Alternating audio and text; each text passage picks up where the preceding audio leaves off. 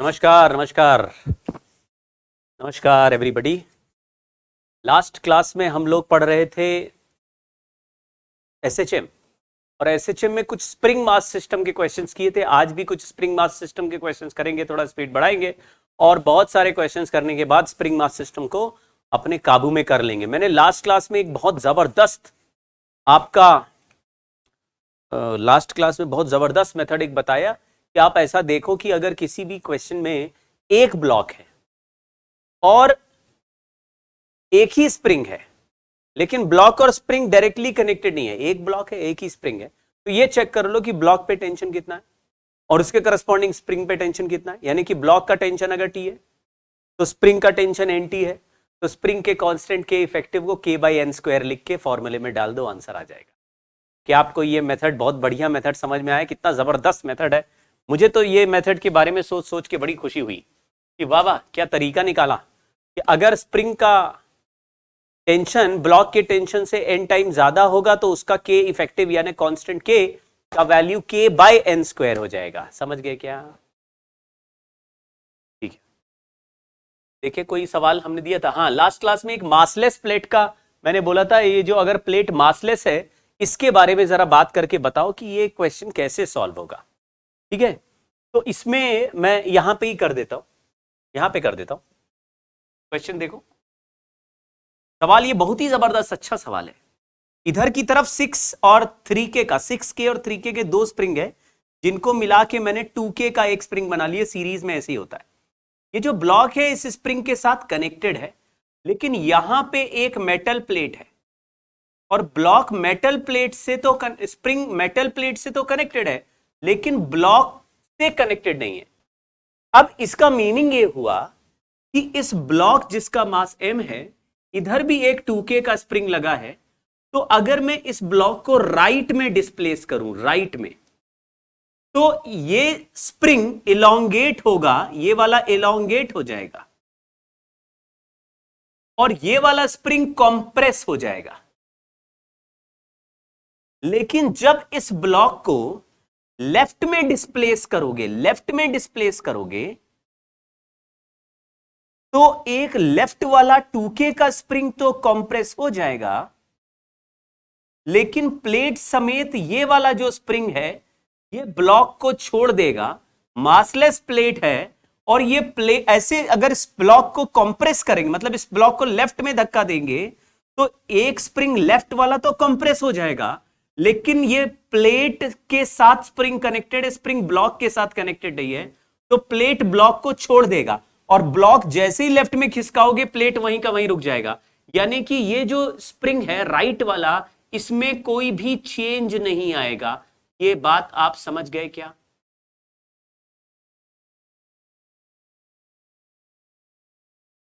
कहने का मतलब यह है कि दोनों साइड दोनों स्प्रिंग नहीं चलेंगे। इसमें एक साइड अगर ब्लॉक को खिसकाओगे, लेफ्ट साइड ब्लॉक को खिसकाओगे, तो ये जो राइट वाला स्प्रिंग है ये डिस्प्लेस नहीं होगा, ये रुका रहेगा। और जब राइट साइड ब्लॉक को खिसकाओगे तो ये राइट वाला भी डिस्प्लेस होगा और लेफ्ट वाला भी।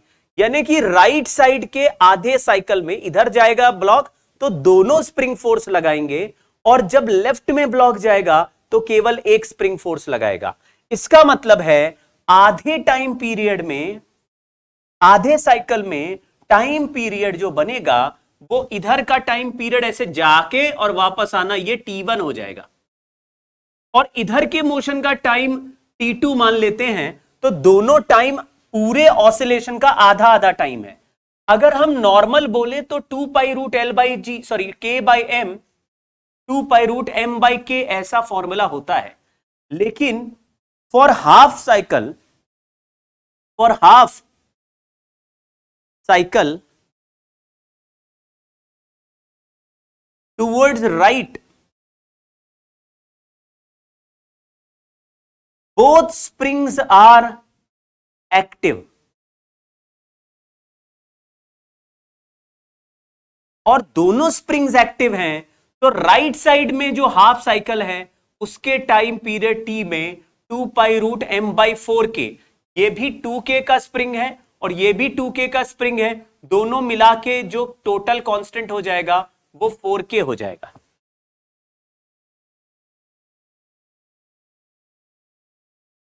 लेकिन लेफ्ट हाफ में जब जब लेफ्ट हाफ में ब्लॉक चलेगा तो ये एक 2K का स्प्रिंग काम नहीं करेगा, केवल दूसरे स्प्रिंग काम करेगा। तो लेफ्ट हाफ में, left half, in left half only left spring is active,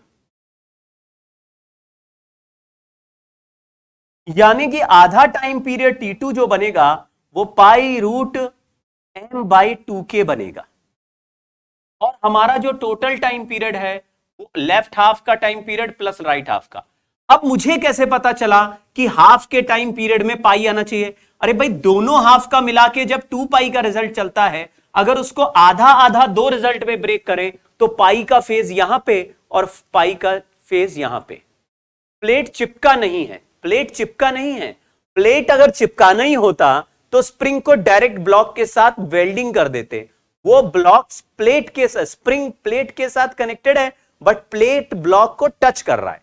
तो अगर राइट हाफ में चलाएंगे तो कंप्रेस हो जाएगा, लेकिन लेफ्ट हाफ में चलाएंगे तो ये साथ में चिपका नहीं है, तो साथ में आगे नहीं चलेगा। आधा साइकिल कर दिया, लेफ्ट हाफ अलग राइट हाफ अलग, लेफ्ट हाफ अलग में उसमें पाई अलग ले लिया और राइट हाफ में पाई के साथ अलग ले लिया। अगर दोनों हाफ एक जैसे होते तो दोनों में m/k का वैल्यू सेम होता। एक बार k की जगह 4k हो गया और दूसरी बार k की जगह 2k हो गया। क्या ये बात समझ गए? ये सवाल भी कुछ कुछ वैसा ही सवाल है, बहुत ही जबरदस्त क्वेश्चन है। इसमें गाड़ी चलाओ मेथड से भी हो जाएगा, थोड़ा दिमाग लगाना पड़ेगा। देखा, ब्लॉक ऑफ मास 0.9। अच्छा, यहां पे ना गलत दे दिया, यहां 1 kg लिखा है, इसको हटा देते, यहां पर भी 0.9 kg लिख देते।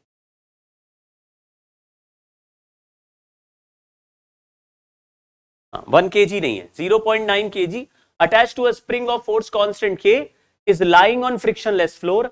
The spring is compressed to √2 centimeter. Then the block is at a distance of 1/√2 centimeter from the wall as shown in the figure. याद रखिए, ब्लॉक को स्प्रिंग को √2 सेंटीमीटर कंप्रेस करके रखा है, लेकिन रखने के बाद ये ब्लॉक अभी वॉल से, अभी इनिशियली रेस्ट पे है ये पार्टिकल, और ये वॉल से 1/√2 सेंटीमीटर है। अगर किसी ब्लॉक को, मतलब अगर ये वॉल नहीं होती तो ये ब्लॉक अपने मीन पोजीशन से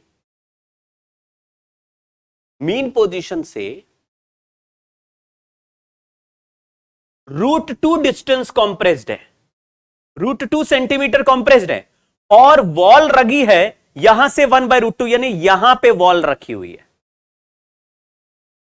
मतलब जो मीन पोजीशन है वहां से जितना डिस्प्लेस करके इस ऑब्जेक्ट को छोड़ोगे उसके बीच में ही वॉल है, मीन पोजीशन तक भी नहीं पहुंचेगा। ये कहीं रास्ते में ही वॉल से टकरा जाएगा। ऐसा नहीं कि मीन पोजीशन के आगे वॉल है, मीन पोजीशन और ब्लॉक के बीच में वॉल लगा दिया। और अगर ये मैक्सिमम कंप्रेशन अगर √2 है तो इसको एम्पलीट्यूड बोल रहे हैं, और ये डिस्टेंस 1/√2 है। तो 1/√2 को हम a/2 लिख सकते हैं, यानी ये जगह अगर x = 0 है और ये जगह x = a है, तो ये वाली जो जगह है, ये a/2 है और ये जगह भी a/2 है। मतलब यहां से ये भी a/2 है, ये भी a/2। जरा सवाल पढ़ो, दिमाग लगाओ भाई। बोल रहा है कि इस स्प्रिंग को √2 डिस्टेंस कंप्रेस कर दिया और वॉल लगा दिया 1/√2 पे। अगर √2 कंप्रेस करके छोड़ोगे तो यहां से √2 तो मीन पोजीशन तक भागने की कोशिश करता, लेकिन उसके रास्ते में ही दीवार आ गई तो धड़ाक से दीवार से टकराएगा और रिबाउंड होके वापस आ जाएगा, क्योंकि इलास्टिक कोलिजन है। यहां पे लिखा भी हुआ है, when the block is released it makes elastic collision with the wall, its period of motion is 0.2, find the value of k। तो यहां से ब्लॉक छोड़ा, रास्ते में टकराया, टकरा के वापस आ गया, फिर रास्ते में टकराया, टकरा के वापस आ गया। ये जाने और आने का ऑसिलेशन करता रहेगा। लेकिन ये जो जगह है ये x = a/2 पे है, और ये जगह जो है वो x = a पे है। हमें पता है, गाड़ी चलाओ मेथड में हमने सीखा था, ये 90 डिग्री का फेज होता है और ये 30 डिग्री का फेज होता है। जैसे यहां पे ये 0 डिग्री का फेज है, ये 30 डिग्री का फेज है और ये 90 डिग्री का फेज है। मतलब पार्टिकल जाएगा, टकराएगा तो 60 डिग्री चलेगा और फिर टकरा के वापस आएगा। तो फिर से 60 डिग्री चलेगा, तो 60 और 60 यानी कि टोटल ऑसिलेशन में फेज कवर होगा, फेज कवर्ड इज 120 डिग्री। तो टाइम ऑफ ऑसिलेशन होगा, टाइम पीरियड, अब मैं लिख रहा हूं शायद कुछ लोग समझ जाएंगे, 360 डिग्री चलने का टाइम टी होता है, जो हमें ऑलरेडी पता था। इस सवाल में केवल 60 डिग्री चल रहा है और टकरा के 60 डिग्री वापस आ रहा है। यहां ए से चला, a/2 पे टकराया, फिर वापस ए पे आ जाएगा, फिर a/2 पे टकराएगा, और ऐसे दो टक्कर के बीच में ऑसिलेट करेगा। ऑसिलेशन मतलब गया और आया, पूरा ऑसिलेशन हो गया, 60 डिग्री गया, 60 डिग्री आया, टोटल 120 डिग्री चला। 360 का टाइम पीरियड टी होता है, तो 120 चलने का टाइम पीरियड t/3 हो जाएगा, यानी 1/3 2 pi root m/k, 2 pi root m/3, 1/3 2 pi root m/k, और इसका वैल्यू दिया 0.2, तो k का वैल्यू कैलकुलेट हो जाएगा। क्या ये बात समझ गए? अब हमारा एक नए तरीके का मैं ट्रिक आपको सिखा रहा हूं, यह है वन ब्लॉक मैनी स्प्रिंग्स। यानी कि अब आपके मन में जो भी ऐसा पिक्चर कोई बना लो जिसमें एक से ज्यादा स्प्रिंग्स हो, कोई भी, कितनी भी स्प्रिंग्स हो, कितनी भी मतलब कितनी भी। अब मैं आपको इसको करने का एक तरीका बता रहा हूं, बहुत जबरदस्त मेथड, ठीक है? तो आप समझना जरा ध्यान से। अब हमने लिखा वन ब्लॉक मैनी स्प्रिंग्स, मैं आपको पहले एक ट्रिक बताता हूं, और ट्रिक बता के बिल्कुल स्ट्रेट फॉरवर्ड आंसर निकल आएगा। टाइम पीरियड का फॉर्मूला होता है 2 पाई रूट m/k, k की जगह लिखना है k इफेक्टिव, ठीक है? और 1/k इफेक्टिव को लिखना है 1/k1 effective plus 1/k2 effective, बस। सर ये तो दो स्प्रिंग है, अगर 3 होते तो 1/k3 इफेक्टिव, लेकिन सर यहां k1 इफेक्टिव तो लिखा ही नहीं है, यहां तो k1 लिखा है और k2 लिखा है, आपने k1 इफेक्टिव और k2 इफेक्टिव लिखा है। हां, क्योंकि ये दोनों स्प्रिंग डायरेक्टली सीरीज है नहीं, हम सीरीज का फॉर्मूला लगा रहे हैं। आपको पहले k1 इफेक्टिव और k2 इफेक्टिव निकालना पड़ेगा। तो क्या लिखा? यूजिंग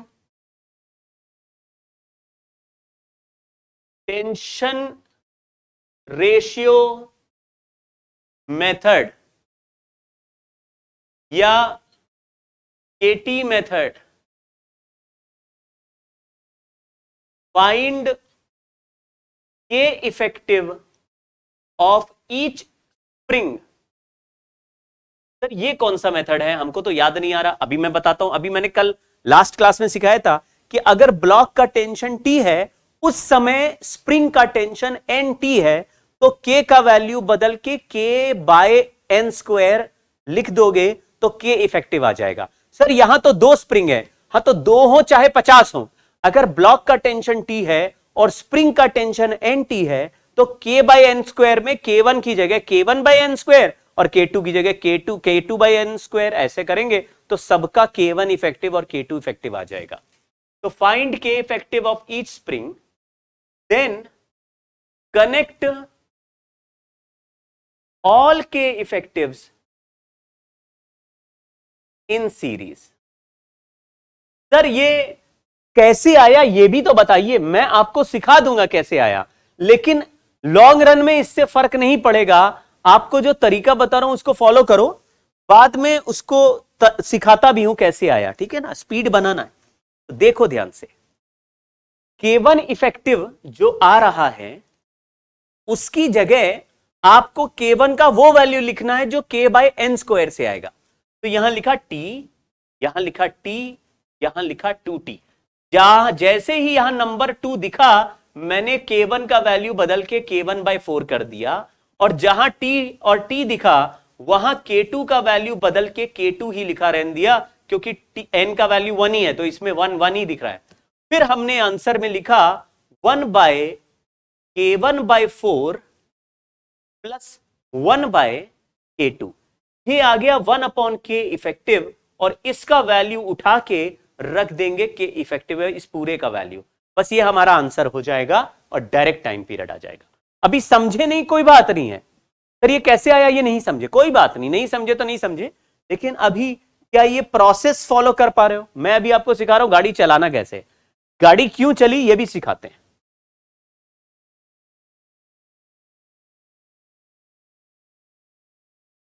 हाँ, हमेशा सीरीज में कनेक्ट कर दो, पहले के इफेक्टिव निकालो फिर सीरीज में लगा दो, अपने आप रिजल्ट बन जाएगा।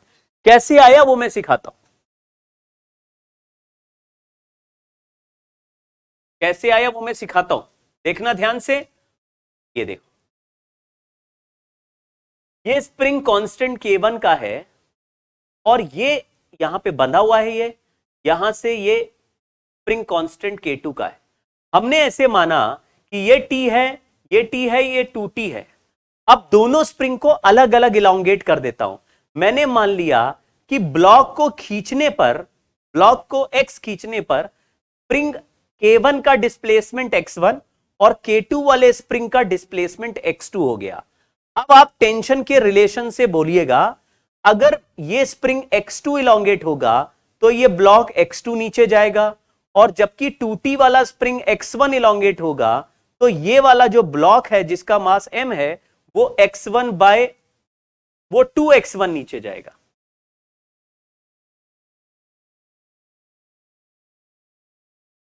टू X1 सर ये कैसे आता है? जहां पे टेंशन 2T है वहां का डिस्प्लेसमेंट X1 है, तो जहां टेंशन हाफ हो जाएगा डिस्प्लेसमेंट डबल हो जाएगा। तो ब्लॉक इस स्प्रिंग की वजह से X2 डिस्प्लेस होगा और इस स्प्रिंग की वजह से 2X1 डिस्प्लेस होगा, यानी ब्लॉक का total displacement X2 plus 2X1 होगा। सुपरपोजिशन जैसा हो गया कि ये स्प्रिंग इलोंगेट होगा तो भी ब्लॉक नीचे जाएगा, ये स्प्रिंग इलोंगेट होगा तो भी ब्लॉक नीचे जाएगा। अगर दोनों इलोंगेट होंगे तो ब्लॉक दोनों के इलोंगेशन के समेशन के हिसाब से नीचे जाएगा। तो ब्लॉक का डिस्प्लेसमेंट ये कर दिया। अब हमने लिखा ब्लॉक का टेंशन T है, इस स्प्रिंग का भी टेंशन T है और इसका स्प्रिंग का टेंशन 2T है, तो 2T इक्वल टू K1X1। तो यहां से X1 का वैल्यू निकाला 2T बाय K1। ऐसे ही T इक्वल टू K2X2, तो यहां से X2 का वैल्यू निकाला T बाय K2। अब यहां रख रहे हैं T by K effective equal to X2 की जगह लिखा T बाय K2 और X1 की जगह लिखा 2T bye K1, 2T bye K1। अब T और T हटा दिया तो आप जरा इसको चेक करो, ये क्या यही रिजल्ट आया? 1 upon K effective is 1 by K2 plus 4 by K1। इस रिजल्ट को अगर आप पहचान पा रहे तो ये यही रिजल्ट लिखा है, 1 upon K effective is 4 by K1 plus 1 by K2। तो आप अगर पूरा प्रोसेस भी सॉल्व करेंगे तो भी आपको आंसर वही आ जाएगा कि इफेक्टिव का हर स्प्रिंग को डिस्प्लेस करके उसके टेंशन का रेशो के हिसाब से डिस्प्लेसमेंट ऑफ ब्लॉक निकालो। ये थोड़ा मुश्किल से समझ में आएगा, जो लोग थोड़ा नॉर्मल लेवल पे सोच रहे हैं, ये थोड़ी ऊंची कलाकारी है, ऊंची कलाकारी समझने में थोड़ा समय लगता है। आप चाहें तो इसको नोट कर लीजिएगा और एक दो बार जरा इस सवाल को सोचिएगा कि कैसे सॉल्व किया मैंने। अभी नेक्स्ट सवाल भी इसी तरीके से सॉल्व करके दिखाता हूं, लेकिन उसको अभी बताता हूं कैसे हो रहा है। एक बार और ट्राई करूंगा, लेकिन ज्यादा इसमें अगर नहीं समझ में आए तो छोड़ देना भाई।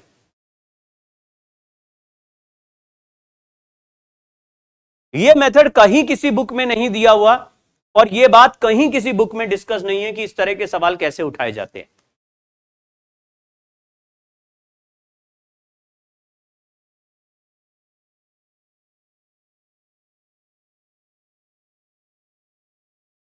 अगर केवल K1 का स्प्रिंग इलोंगेट होगा तो भी मास नीचे जाएगा, अगर केवल K2 का स्प्रिंग इलोंगेट होगा तो भी मास नीचे जाएगा, अगर दोनों स्प्रिंग इलोंगेट होंगे तो दोनों के अलग अलग डिस्प्लेसमेंट के ऐड होके मास नीचे जाएगा। थोड़ा दिमाग लगाओ यार। अगर यहां पे केवल K1 का स्प्रिंग होता, K2 में केवल धागा लगा होता, ये सवाल हमने किया हुआ है, केवल K1 का स्प्रिंग होता था और केवल यहां धागा होता था तो ब्लॉक को खींचेंगे तो ये स्प्रिंग ऐसे इलोंगेट हो जाएगा। वही मैंने लिखा कि अगर ये स्प्रिंग के X1 इलोंगेट हो जाए तो ब्लॉक 2X1 नीचे गिर जाएगा। अब सोचो कि K1 का स्प्रिंग नहीं हो और केवल K2 का स्प्रिंग हो और ब्लॉक को खींचे तो ये स्प्रिंग X2 इलोंगेट हो जाएगा तो ब्लॉक X2 नीचे चला जाएगा, ये ऊपर जाएगा तो ये नीचे जाएगा, एक ही धागा है। तो अगर दोनों स्प्रिंग एक साथ इलोंगेट हो रहे हैं तो ब्लॉक को x2 भी मिलेगा और इस स्प्रिंग का 2x1 भी मिलेगा, तो दोनों मिला के लिख दो x2 प्लस 2x1।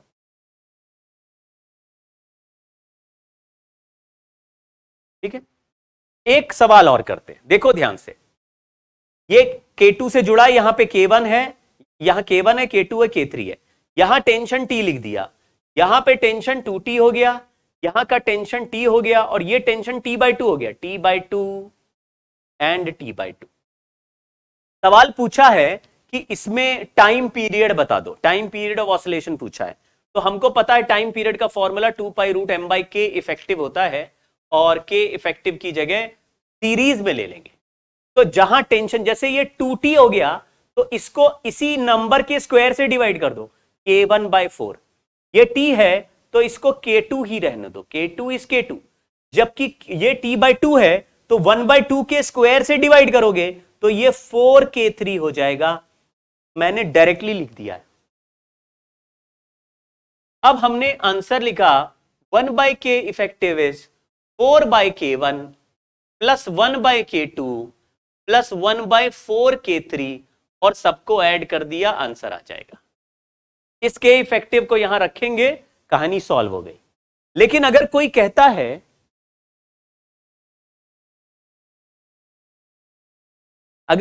साहब इसको सॉल्व करने का तरीका तो ठीक है लेकिन हम इसको प्रूव कैसे करें, तो मैंने इस सवाल को उल्टा सॉल्व कर देना है। उल्टा मतलब ऐसे प्रूव करना है।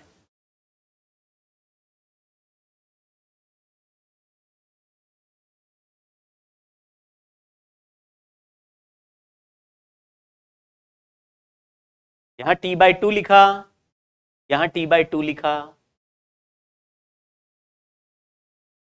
अलग अलग लेना है। इस ब्लॉक का, इस स्प्रिंग का इलोंगेशन x1, इस स्प्रिंग का इलोंगेशन x2 और इस स्प्रिंग का इलोंगेशन x3 है।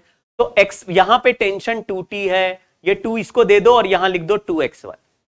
यहां पे टेंशन t है, 1 इसको दे दो तो यहां लिख दो x1। यहां पे टेंशन T/2 है तो 1/2 इसको दे दो, यहां पे लिख दो x3/2। यानी total displacement x will be 2x1 plus x2 plus x3/2। अब यहां पे लिख रहे हैं T/k effective equal to 2 into, यहां का टेंशन 2t है, k1x1 के बराबर, 2t इक्वल टू k1x1। यहां का टेंशन t है k2x2 के बराबर, t equal to k2 into x2। यहां का टेंशन T/2 है k3x3 के बराबर, तो लिख दिया T/2 equal to k3 into x3। अब x1 का वैल्यू निकालेंगे तो 2t/k1, यहां लिख दिया 2t/k1। x2 की जगह लिख दिया t/k2 और x3 की जगह लिख दिया t/2k3 और यहां पे 2 पहले से ही है, ये 2 पहले से ही। तो आप देखिए t और t हट गए पूरे इक्वेशन में। 1/k इफेक्टिव का value 4/k1 plus 1/k2 plus 1/4k3 ऐसा आ गया। इसको आपने टकाक से डाला ब्रैकेट में, कहानी खत्म हो गई।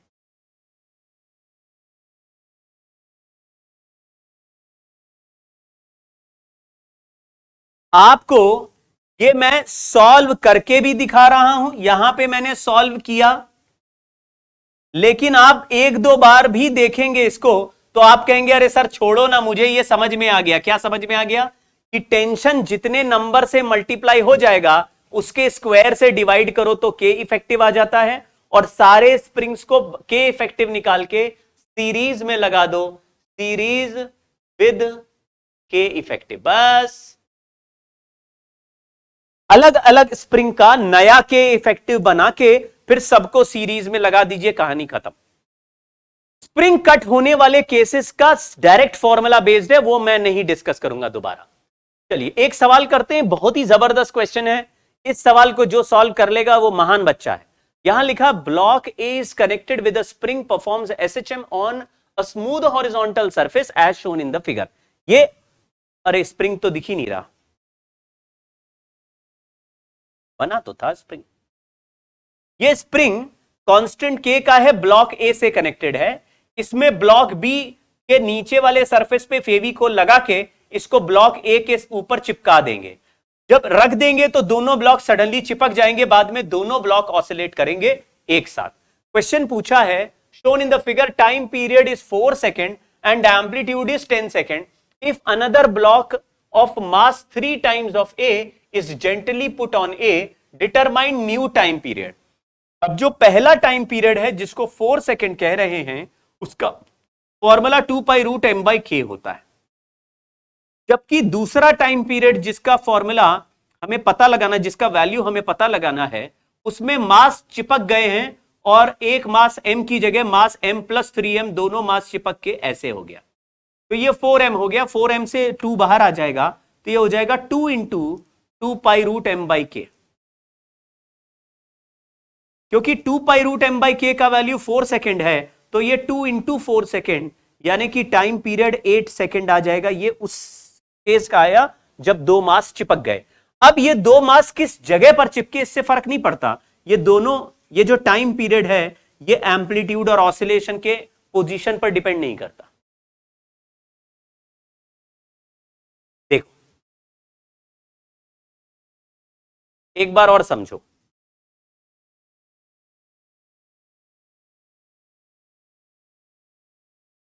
एक पार्टिकल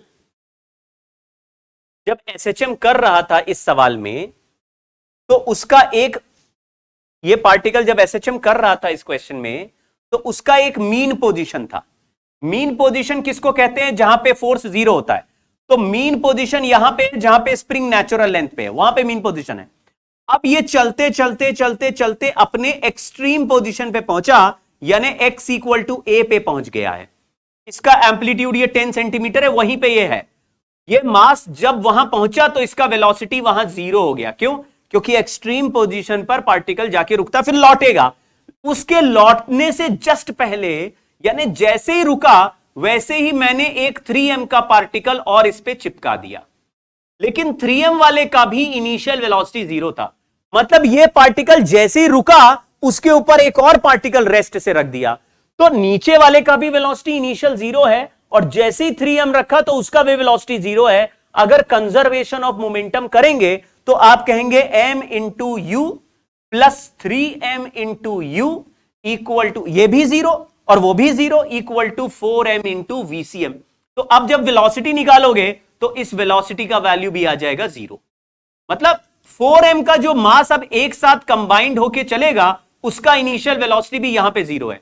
आप कहेंगे एक मिनट, अगर इसका कंबाइंड में भी यही पॉइंट पर वेलोसिटी 0 है, यानी कंबाइंड का एक्सट्रीम पोजीशन यही है। क्यों? क्योंकि जहां वेलोसिटी 0 होता है वही एम्पलीट्यूड होता है। तो यहां पे मतलब वो पार्टिकल अपने एम्पलीट्यूड या एक्सट्रीम पोजीशन पे है, 4m वाला। अब नया सिस्टम हो गया ना, अब 4m वाला मास ऑसिलेट करेगा। तो 4 यहां पे मास बदल के m से 4m है, लेकिन वेलोसिटी इसी पॉइंट पे 0 है। तो इसी पॉइंट पे 0 है का मतलब अभी इस पॉइंट को ही एक्सट्रीम पोजीशन बोलना पड़ेगा। अगर ये पॉइंट एक्सट्रीम पोजीशन है और ये पॉइंट मीन पोजीशन है, तो इनके बीच का गैप तो अभी भी वही है जो पहले था, यानी कि एम्पलीट्यूड में कोई चेंज नहीं आया, नो चेंज इन एम्पलीट्यूड। मैं आपको एक बहुत ऊंची चीज बताता हूं। मान लीजिए ये 3m वाला पार्टिकल इधर से फेंक के टक्कर मारता।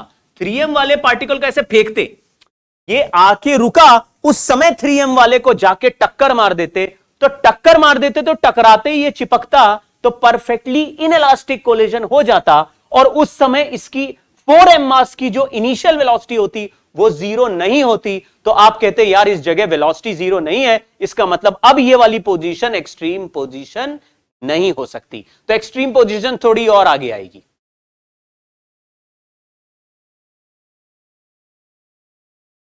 तो एक बार ब्लॉक जब रुका उसी समय दूसरा ब्लॉक चिपकाया, और वो भी चिपकाने वाला भी रुका हुआ है, तो दोनों चिपकने के बाद भी इनिशियल वेलोसिटी 0 दिखेगी, यानी ये पॉइंट पर वेलोसिटी 0 है। जिस पॉइंट पर वेलोसिटी 0 है उस पॉइंट को एक्सट्रीम पोजीशन कहते हैं, और मीन पोजीशन वहां है जहां spring natural length, mean position भी जहां थी वही है, एक्सट्रीम पोजीशन भी जहां थी वही है, तो दोनों के बीच का गैप भी वही रहेगा। अगर मान लीजिए ये ब्लॉक चलते चलते रुकता और मैं इसी साइड से एक मास फेंक के मारता, और फिर फेंक के मास जो मारा वो 3m जाके चिपक जाता, तो चिपकते ही इस सिस्टम की वेलोसिटी 0 नहीं रहती, 4m भी फिर से चलने लगता। यानी चिपका और चलने लगा तो 4m और आगे जाके रुकता तो आप कहते यार जहां टक्कर मारी है उससे आगे जाके रुका है, यानी जहां रुका है वहां पे अब एक्सट्रीम पोजीशन नया हो गया तो एम्पलीट्यूड बढ़ जाएगा। खेल समझ गए क्या? चलिए दूसरा पार्ट पढ़ लो, अभी दूसरा पार्ट करते हैं। लिखा है B is kept when A is at equilibrium position. आप समझो, एक पार्टिकल ऑसिलेट कर रहा था एम्पलीट्यूड A के ऑसिलेशन पे और ये इसकी मीन पोजीशन है। जब ये मीन पोजीशन को क्रॉस कर रहा था तब ये वेलोसिटी a ओमेगा से चल रहा था, मास m का पार्टिकल है ये। उस समय इस पे एक 3m का पार्टिकल रेस्ट से रख दिया, इस पे चिपका दिया। अब आप कहेंगे सर जब मास m का v वेलोसिटी से चल रहा है और 3m का रेस्ट से इस पे चिपका देंगे तो इमीडिएटली इस जगह पर अब सिस्टम का वेलोसिटी बदल जाएगा। ये नया मास 4m हो गया लेकिन ये किसी नए वेलोसिटी से चलने लगेगा। क्यों? क्योंकि मास कंजर्वेशन ऑफ मोमेंटम करेंगे परफेक्टली इनइलास्टिक कोलिजन में, तो एक मास m है जो a ओमेगा से चल रहा है और एक मास 3m है जो कि रेस्ट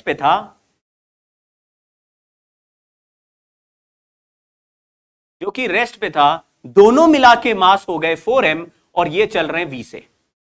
तो ये जो v1 नया वेलोसिटी आएगा ये a ओमेगा बाय 4 हो जाएगा।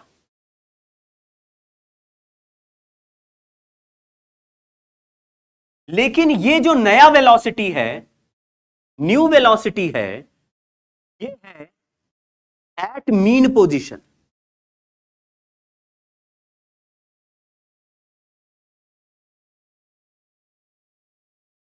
जब ये वाला मीन पोजीशन को क्रॉस कर रहा है और 3m मैंने इस पे चिपका दिया तो जो 4m है वो भी अभी मीन पोजीशन पर ही है और मीन पोजीशन पर वो पहले वाले a ओमेगा से अचानक वेलोसिटी 1/4 हो गया।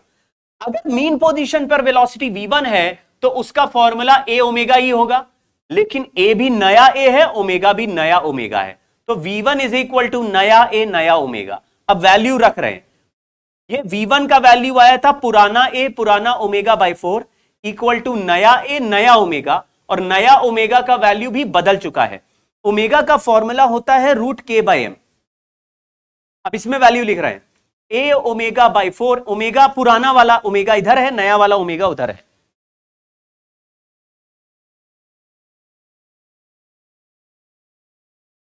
तो यहां लिखा रूट के बाय एम और यहां नया एम्पलीट्यूड रूट के बाय 4m। आप देख लो चिपकने के बाद जो मास हो गया है वो 4m हो गया, 4m, और चिपकने के पहले ये मास m था, तो चिपकने के पहले का टाइम पीरियड अलग था, चिपकने के बाद का टाइम पीरियड अलग है। उस नए टाइम पीरियड के ओमेगा को ओमेगा 1 बोल रहे हैं, नया वाला ओमेगा, नया एम्पलीट्यूड, के बाय एम, के बाय 4, के बाय एम कट गया, a1 by 2 equal to a by 4, a1 का वैल्यू आया a बाय 2, a का वैल्यू 10 सेंटीमीटर था तो a1 का वैल्यू 5 सेंटीमीटर हो गया है।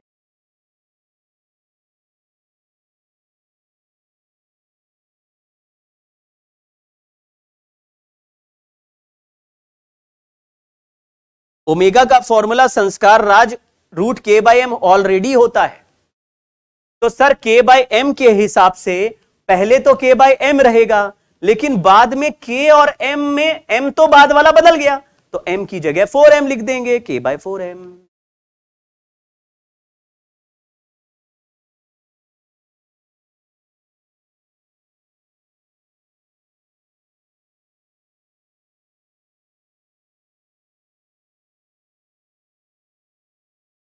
चलो अब स्प्रिंग कट करने वाला एक केस कर लेते हैं।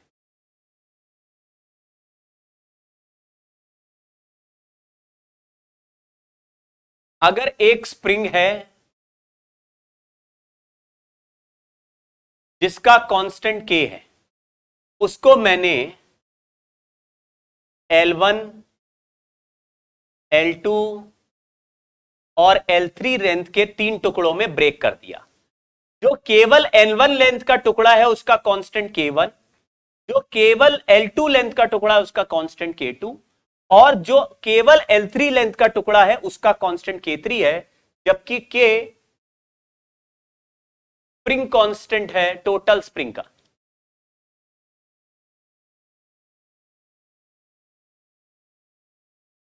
फुल स्प्रिंग का स्प्रिंग कांस्टेंट K है।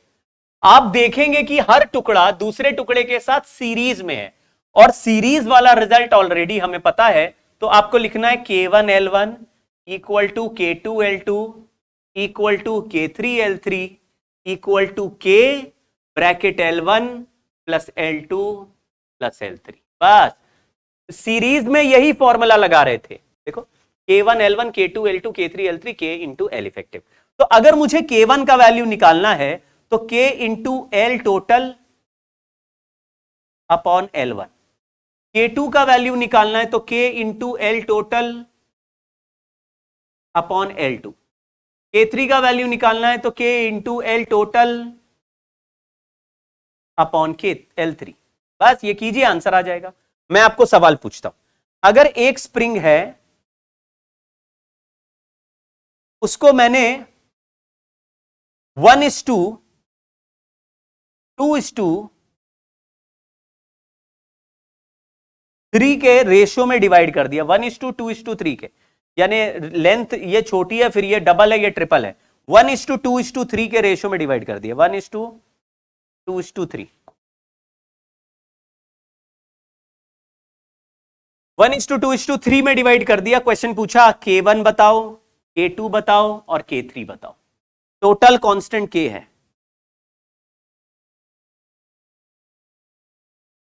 तो आप कहेंगे ये 1:2 2:3 लेंथ में डिवाइड कर रहे हैं, तो 1:2 2:3 यानी टोटल हो गया 6, तो K into 6/1 is K1, K into 6/2 is K2, K into 6/3 is K3। बस आंसर आ गया। देखिए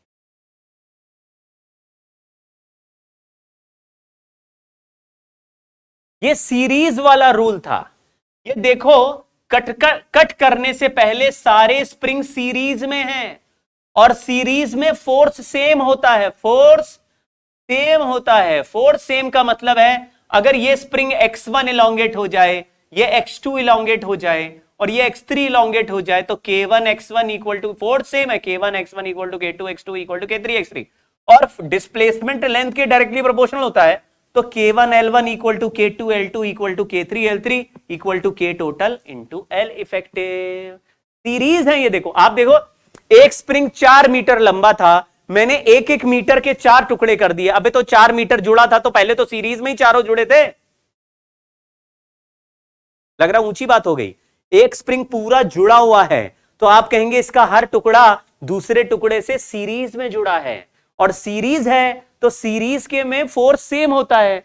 तो अगर एक L1 का टुकड़ा है तो उसमें बनने वाला फोर्स K1 L1 के प्रोपोर्शनल बनेगा, दूसरे का K2 L2 बनेगा, तीसरे का K3 L3 बनेगा। तो ऐसे आप इक्वेट कर दीजिए K टोटल L टोटल से। A body with time period T when oscillated from freely suspended spring, this spring is cut into 2 parts of length 1:3, यानी टोटल लेंथ हो गया 4।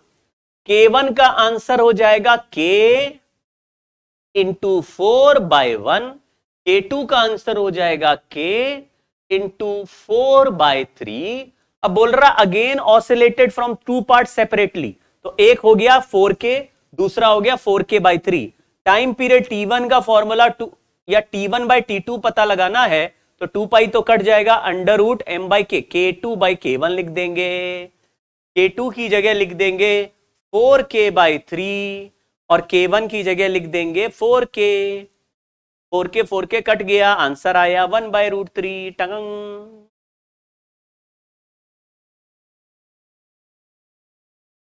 To particle spring mass system, यह सवाल directly एक बार पूछा जा चुका है, एक बार डायरेक्टली आ चुका है ना, एडवांस में, इसलिए मैंने यह केस भी डाल दिया है। अब आप समझो कि 2 ब्लॉक हैं और इनको ऐसे कंप्रेस करके छोड़ दूं तो ये दोनों ब्लॉक अपने अपने ऑसिलेशन करने लगेंगे, और स्प्रिंग ऐसे पिच, देखो दोनों ब्लॉक को पास लाओ और छोड़ दो, ऐसे नहीं कि एक ब्लॉक को ला रहे, दोनों को पास लाओ और छोड़ दो, तो दोनों अपने अपने ऑसिलेशन करने लगेंगे, दोनों अपने अपने ऑसिलेशन। तुम कहोगे इसका टाइम पीरियड बताओ सर, एक साथ ही तो हो रहा है। देखो दोनों का ऑसिलेशन एक साथ हो रहा है। तनीश यादव, इस बात का मेरे पास अभी कोई जवाब नहीं, बाद में सोच के बताएंगे। तो ये अपना ऑसिलेशन कर रहा है, ये अपना ऑसिलेशन कर रहा है, आपको बताना है what is total time period. तो मैंने क्या किया, मान लो कि इस ब्लॉक को x1 और इस ब्लॉक को x2 डिस्प्लेस करके एफबीडी बनाया, एफबीडी बनाया, तो आप कहेंगे m1 पे जो फोर्स लगेगा वो लगेगा k x1 प्लस x2, क्योंकि ये ब्लॉक अगर x1 चला गया और ये ब्लॉक x2 चला गया तो स्प्रिंग में टोटल इलॉन्गेशन आ गया x1 प्लस x2। तो स्प्रिंग इधर से x1 खिसक गया, इधर से x2, तो स्प्रिंग का टोटल फोर्स तो बनेगा k x1 प्लस x2। अगर ये ब्लॉक का एक्सेलरेशन हो जाए a1 तो हम लिखेंगे force k x1 plus x2 equal to ma1। तो ये हो गया k x1 प्लस x2 को मैं x लिख देता हूं थोड़ी देर, k x equal to m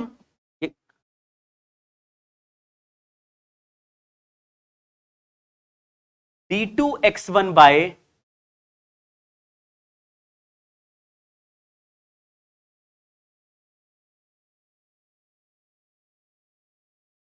शायद कोई समझेगा।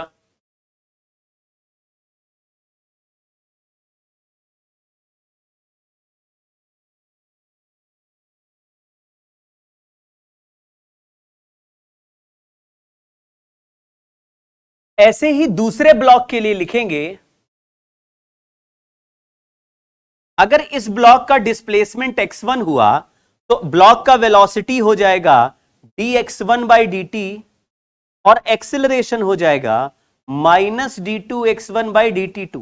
माइनस इसलिए लगा दिया क्योंकि डिस्प्लेसमेंट राइट है और एक्सिलरेशन लेफ्ट में है, तो यहां माइनस लगा देते हैं। माइनस केवल सिंबॉलिक है, k by m1 into x, x1 plus x2 को मिला के मैंने x लिख दिया है।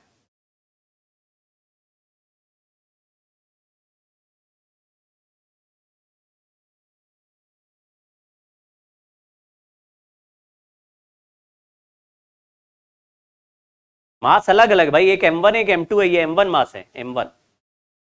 फिर सिमिलरली हम लिखेंगे k x1 plus x2 equal to m2 a2। a2 की जगह लिख दिया minus d2 x2 upon dt2, ये डिस्प्लेसमेंट का डेरिवेटिव है, second derivative, equal to k by m2 into x1 plus x2 को x लिख दिया। अब दोनों को ऐड कर दिया तो लिखा k by m1 plus k by m2 bracket x equal to minus d2 x1 by dt2 plus d2 x2 by dt2।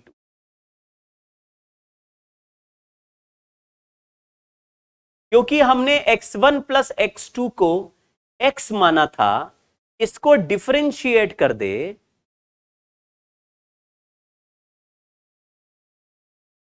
तो dx बाई dt लिख देंगे, और एक बार और डिफरेंशिएट कर दे d2x1 by dt2 plus d2x2 by dt2 equal to d2x by dt2।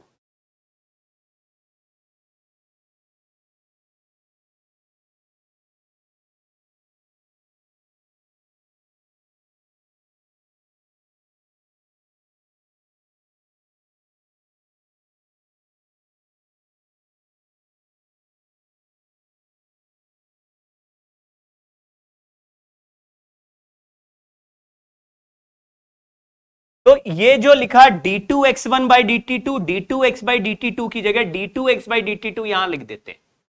तो result ध्यान से देखना क्या आया, ये तो पेज खत्म हो गया, यहां रिजल्ट लिख रहा हूं k by m1 plus k by m2 into x equal to minus d2x by dt2। जब हमने एसएचएम पढ़ा था तो मैंने बोला था कि किसी का भी सेकेंड डेरिवेटिव अगर ऐसे प्रोपोर्शनल हो जाए तो ये एक्सेलरेशन जैसा टर्म हो जाता है, ये डिस्प्लेसमेंट जैसा, तो ये second derivative of displacement is proportional to displacement, तो ये वाला टर्म को बोलते हैं ओमेगा स्क्वायर, मतलब x a is equal to minus omega square x. जो एसएचएम की कंडीशन है उससे कंपेयर करो जरा इसको, ए को कहते हैं d2x बाई dt2 और माइनस ओमेगा स्क्वायर एक्स, बिल्कुल इससे कंपेयर करो तो d2x बाई dt2 यहां दिख रहा है मुझे, और x की जगह x यहां दिख रहा है, माइनस अलग दिख रहा है, तो बीच में जो कांस्टेंट बच गया वो ओमेगा स्क्वायर हो गया, तो ओमेगा का वैल्यू हो गया root k by m1 plus k by m2।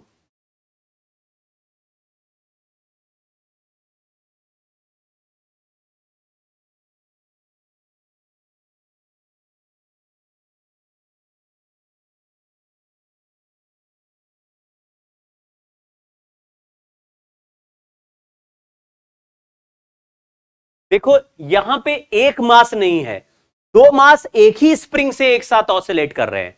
तो मैंने ऐसे करा कि दो ब्लॉक को एक स्प्रिंग से कनेक्ट करो और ऐसे दूर खिसका के, मतलब M1 वाले को अपने मीन पोजीशन से X1, M2 वाले को अपने मीन पोजीशन से X2 खिसका के छोड़ दो। तो जब एक साथ छोड़ोगे तो दोनों ही ऑसिलेट करने लगेंगे, तो दोनों ऑसिलेट करेंगे अपना अपना नए नए एम्पलीट्यूड, अपने अपने एम्पलीट्यूड पे, लेकिन दोनों का ऑसिलेशन एक साथ होगा। तो आप कहेंगे देखो ऑसिलेशन दो कर रहे हैं लेकिन टाइम पीरियड एक ही है, दोनों ऑसिलेशन कर रहे हैं लेकिन टाइम पीरियड एक है। तो मैंने कहा अब इसका टाइम पीरियड कैसे निकालें, ये तो उल्टा सवाल हो गया। सर अभी तक आपने सिखाया था कि अगर एक मास और दो स्प्रिंग हो तो कैसे करना है, यहां तो दो मास और एक स्प्रिंग आ गए, अब इसको कैसे करें। तो मैंने कहा आपसे कि आप इसको सिंपली ऐसे सोचो कि पहला मास जो m1 है वो अपने मीन पोजीशन से x1 दूर है, और दूसरा मास जो m2 है वो अपने मीन पोजीशन से x2 दूर है। अगर m1 वाले को x1 और m2 वाले को x2 इलोंगेट करके यानी दूर खींच के छोड़ दूं, तो यार आपको ऐसा लगेगा कि स्प्रिंग का total stretch, total elongation x1 plus x2 हो गया। ये एंड x2 खिसक गया, ये एंड x1। अब जब ये स्प्रिंग इस ब्लॉक पे फोर्स लगाएगा, छोड़ दिया ना, तो स्प्रिंग वापस खींचेगा, तो स्प्रिंग का फोर्स जो होगा वो k x1 प्लस x2 होगा। भाई स्प्रिंग एक साइड से फोर्स थोड़ी लगाता है, स्प्रिंग तो टोटल इलोंगेशन के हिसाब से फोर्स लगाता है। तो क्या कुछ भी समझ नहीं आया कि अगर मैं इधर से स्प्रिंग को 2 सेंटीमीटर इलोंगेट कर दूं और इस एंड से 1 सेंटीमीटर इलोंगेट कर दूं और मैं पूछूं what is total elongation of the spring, तो आप बोलेंगे यार इधर का एंड चले या उधर का, टोटल इलोंगेशन में तो दोनों ऐड हो गए, टोटल 3 सेंटीमीटर हो गया। अब स्प्रिंग का फोर्स एक है, ऐसे नहीं कि इधर का जो जाएगा तो इधर का फोर्स लगेगा उधर, अबे दोनों में एक ही स्प्रिंग कनेक्टेड है, तो जितना फोर्स यहां लगेगा उतना फोर्स यहां लगेगा। और स्प्रिंग एंड के इलोंगेशन से नहीं लगता, टोटल इलोंगेशन से लगता है। तो बताइए स्प्रिंग में कितना फोर्स डेवलप होगा, k into x1 plus x2। लेकिन ये फोर्स मास m1 को a1 एक्सेलरेशन से चलवा रहा है, तो मास m1 का एक्सेलरेशन a1 है, तो मैंने लिखा k x1 plus x2 is m1 a1। फिर मैंने m1 से डिवाइड करा तो a1 आ गया एक्सेलरेशन ऑफ m1, जिसको मैंने एक्सेलरेशन डिस्प्लेसमेंट के सेकंड डेरिवेटिव से लिख दिया। कुछ बच्चे इतने लल्लू हैं कि ये भी नहीं समझ पा रहे हैं कि डिस्प्लेसमेंट को एक बार डिफरेंशिएट करोगे तो वेलोसिटी बनता है, और वेलोसिटी को एक बार डिफरेंशिएट करोगे तो एक्सेलरेशन बनता है, यानी डिस्प्लेसमेंट को दो बार डिफरेंशिएट करोगे तो एक्सेलरेशन बनता है। अगर ये m1 का एक्सेलरेशन है तो m1 के ही डिस्प्लेसमेंट का सेकंड डेरिवेटिव होगा, तो इसको मैंने लिख दिया d2x1 by dt2। सिमिलरली ऐसा ही इक्वेशन मैंने m2 के लिए लिखा, लेकिन फोर्स तो उस पर भी यही लग रहा होगा, x1 प्लस x2 के हिसाब से m2 डिवाइड कर दिया, तो ये a2 की जगह मैंने d2x2 by dt2 लिख दिया। बाद में इन दोनों इक्वेशंस को ऐड कर दिया, तो kx by m1 और kx by m2 आपस में ऐड हो गया, x कॉमन आ गया, k by m1 plus k by m2। अब देखो सर यहां पे ही SHM क्यों नहीं कर दिया, अरे लल्लू ये देखो ना, यहां x1 लिखा है, ये x लिखा है, तो x1 का सेकंड डेरिवेटिव अगर x के प्रोपोर्शनल हो तो SHM नहीं होता, x2 का सेकंड डेरिवेटिव अगर x के प्रोपोर्शनल हो तो भी SHM नहीं होता, x का सेकंड डेरिवेटिव x के प्रोपोर्शनल होना चाहिए, इसलिए मैंने दोनों को ऐड करा। यहां पे x1 प्लस x2 को मिला के x लिया था, तो x1 और x2 के सेकंड डेरिवेटिव का सम भी x का सेकेंड डेरिवेटिव हो जाएगा। तो जब दोनों को ऐड कर देंगे तब d2x by dt2 लिख सकते हैं। यहां पे ही क्यों SHM नहीं बोला? क्योंकि यहां x1 लिखा है, यहां x लिखा है। यहां SHM क्यों नहीं बोल रहे? क्योंकि यहां x2 लिखा है, यहां x लिखा है। लेकिन x2 और x1 के सेकेंड डेरिवेटिव को ऐड कर दें और इसको ऐड करें तो x कॉमन हो जाएगा, तो फिर x का सेकेंड डेरिवेटिव x के प्रोपोर्शनल आ गया। अब SHM हुआ। समझे क्या लल्ला?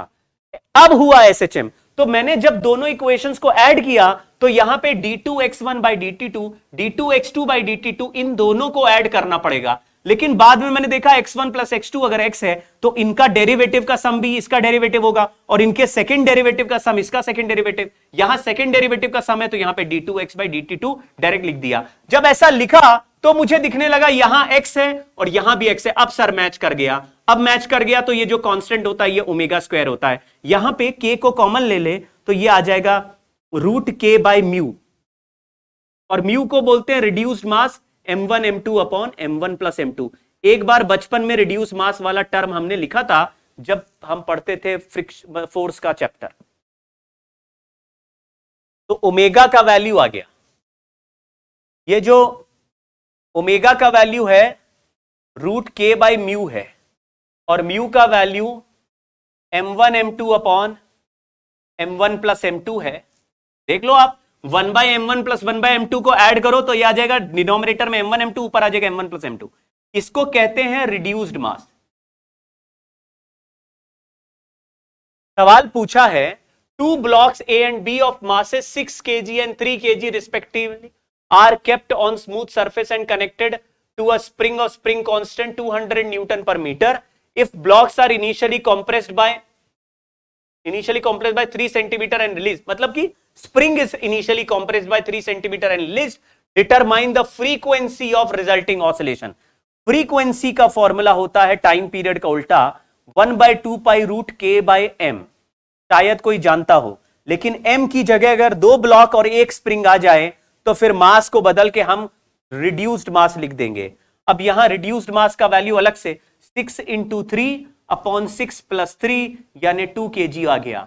अब यहां वैल्यू रखते हैं तो 1/2 pi root k by m, k की जगह लिखा 200 और m की जगह लिखा 2 किलोग्राम। कैंसिल किया, 100 हो गया, रूट लगाया तो 10 बाहर आया, 10/2 पाई यानी कि 5 पाई हर्ट्ज हो गया। आंसर आ गया फ्रीक्वेंसी का।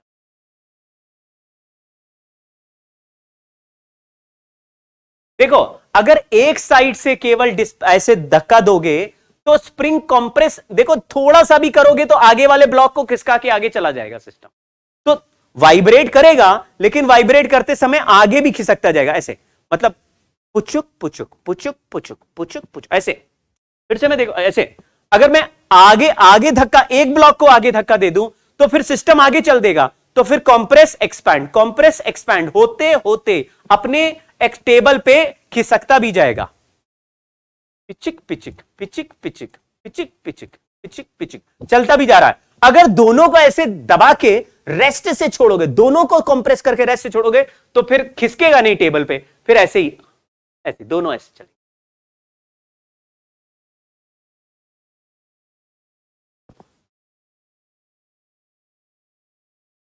Amplitude of oscillation centre of mass से करना है। m1a1 plus m2a2 is equal to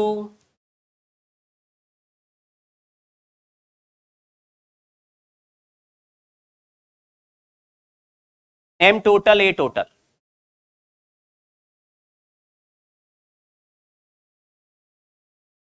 दोनों मिला के 3 सेंटीमीटर ऑसिलेट हुआ तो पहले का एम्पलीट्यूड और दूसरे का एम्पलीट्यूड मिला के 3 सेंटीमीटर का ऑसिलेशन हो रहा है। आप चाहे तो सेंटर ऑफ मास के कॉन्सेप्ट से इसको कर सकते हैं, नहीं तो इसको क्या भी कह सकते हैं।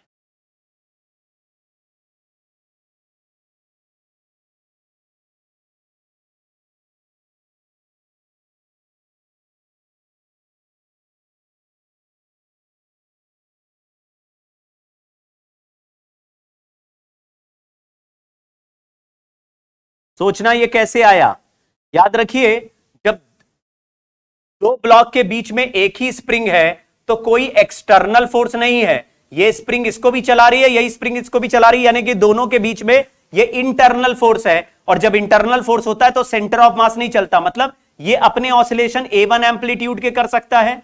ये जैसे M1 वाला A1 ऑसिलेशन करेगा, M2 वाला A2 के ऑसिलेशन करेगा, लेकिन कोई भी फोर्स सेंटर ऑफ मास पे नहीं लग रहा है, इसका मतलब सेंटर ऑफ मास ऑसिलेट नहीं करेगा। ऐसा सिचुएशन में जब सेंटर ऑफ मास नहीं चलता और M1 वाला A1 चलता और M2 वाला A2 चलता है, तो इस तरह के सेंटर ऑफ मास के कहानी के फॉर्मूले बनते हैं। इसको सॉल्व करके एक बार ट्राई करना, शायद कोई चालाक बच्चा है जो हमारे बीच में है वो सॉल्व कर लेगा।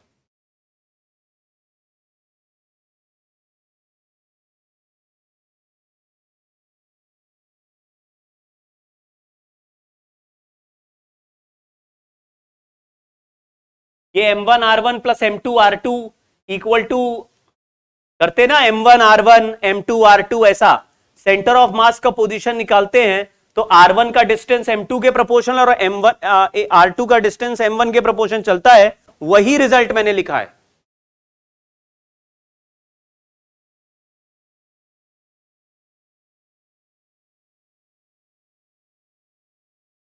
इसके आगे अब हम कुछ नहीं पढ़ेंगे क्योंकि आगे सिंपल पेंडुलम है, जो कि अगले टॉपिक को पढ़ेंगे। अब हम सिंपल पेंडुलम